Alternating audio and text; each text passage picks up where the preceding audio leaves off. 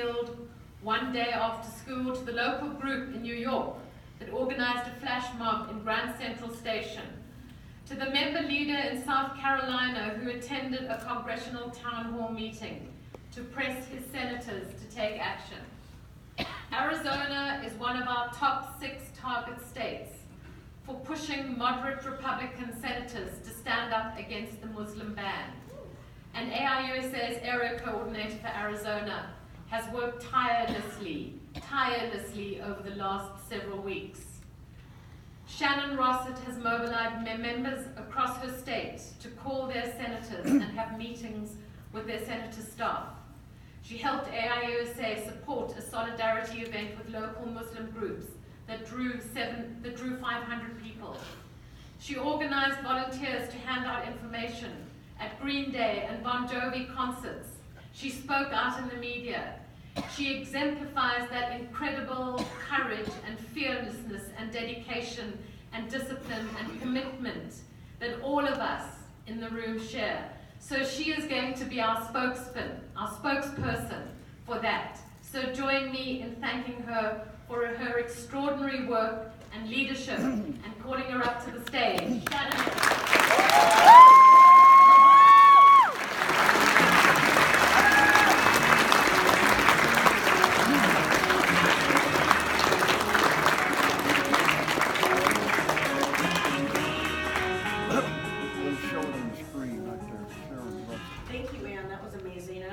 Everybody for the opportunity to allow me to come up and share a little bit of what we're doing in Arizona. But I do want to start with a short story. She had mentioned the Solidarity Movement. That was done on March 3rd, just about a week ago. We held an event at our state capitol, inviting members from 2 local mosques to come and say their sundown prayers in front of the state capitol while we formed a circle of protection around them. I arrived 30 minutes early, worried that nobody was going to show up, like I always do. People had already, but I was surprised. I walked up to the lawn, and there were maybe 15 people already there with signs, and so excited to be able to have that opportunity to take those actions with us. While I was talking to them, the 2 imams walked up to me and wanted to express their gratitude and say thank you for giving them that space and allowing them the opportunity to come out. And I didn't realize or understand how much that meant until later. As I was beginning to explain we had about 50 people there that showed up, and we had organized that only 3 days prior. I was trying to explain to them what we were going to do, because I think a lot of them may have misunderstood that it was going to be a protest or a rally. So I wanted to explain the circle and what the purpose of, why we were doing it and what we were doing. I had only gotten so far as asking them to silence cell phones, and the call to prayer suddenly started. And to my amazement, every single person, without any instruction, without any idea what we were really doing, just completely stopped what they were doing. Didn't speak. You couldn't even hear them walking over to the circle to form, and we all surrounded them, joined arms, and stood there in silence, completely still and respectful, everyone. And we had no idea how long it was going to take, but we were ready to stand up and stand there in silence and to protect them as long as it would take.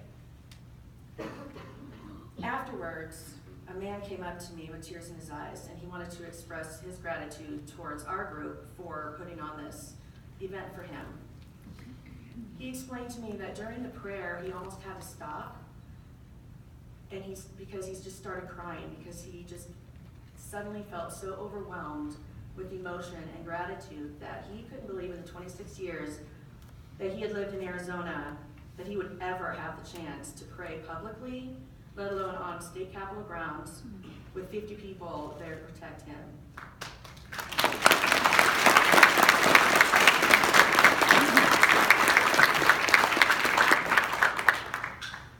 And that's what it's all about. Seeing his gratitude reminded me of why we do what we do. I do this because of people. This is about humanity. And that's what Amnesty does, and that's what Amnesty is.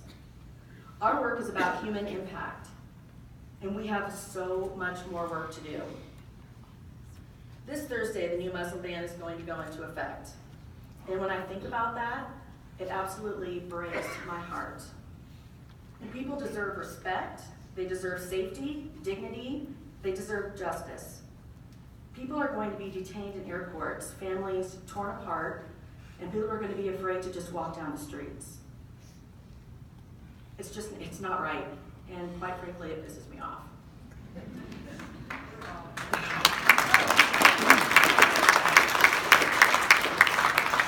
Right now, it's time for us to continue to stand up and go back into those streets and continue this fight.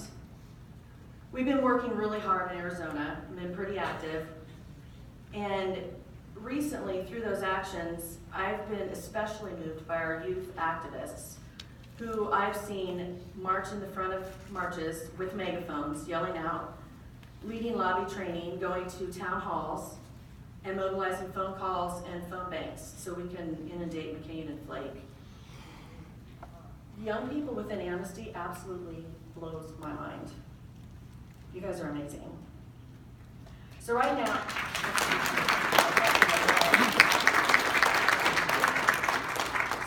I want you to join me in recommitting to human rights.